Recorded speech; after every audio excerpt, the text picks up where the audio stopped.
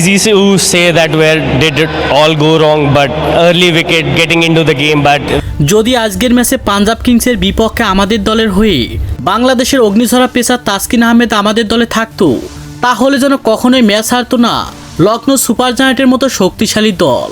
উপস্থাপকের করা কঠিন প্রশ্নে একই বলল অধিনায়ক ঋষভ প্যান্ট। হ্যাঁ দর্শক, বিস্তারিত জানুন পুরো ভিডিও জুড়ে।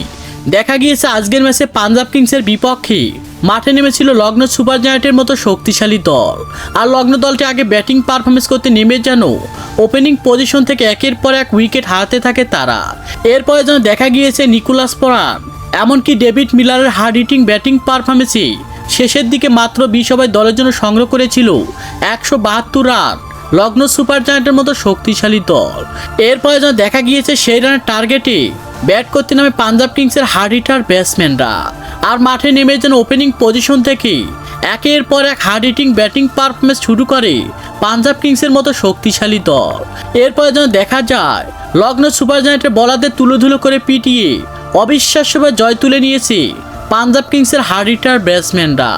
আর ম্যাচ হারার পরে যেন উপস্থাপকের করা কঠিন প্রশ্নে অধিনায়ক ঋষভ প্যান্ট বলে, যদি আজকের ম্যাচে আমাদের দলের হয়ে বাংলাদেশের পেসার তাসকিন আহমেদ থাকতো, তাহলে যেন কখনোই ম্যাচ হারতাম না আমরা। আর খুবই লজ্জাজনকভাবে ম্যাচ হারার পরে যেন বাংলাদেশের পেসার তাসকিন আহমেদকে উড়িয়ে নিয়ে যেতে ব্যস্ত হয়ে পড়েছেন লখনৌ সুপার জায়ান্টের অধিনায়ক ঋষভ প্যান্ট।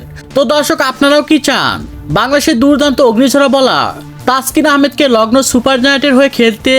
সে বিষয়ে আপনাদের গুরুত্বপূর্ণ মতামত জানাবেন আমাদের ভিডিওর কমেন্ট বক্সে। ধন্যবাদ।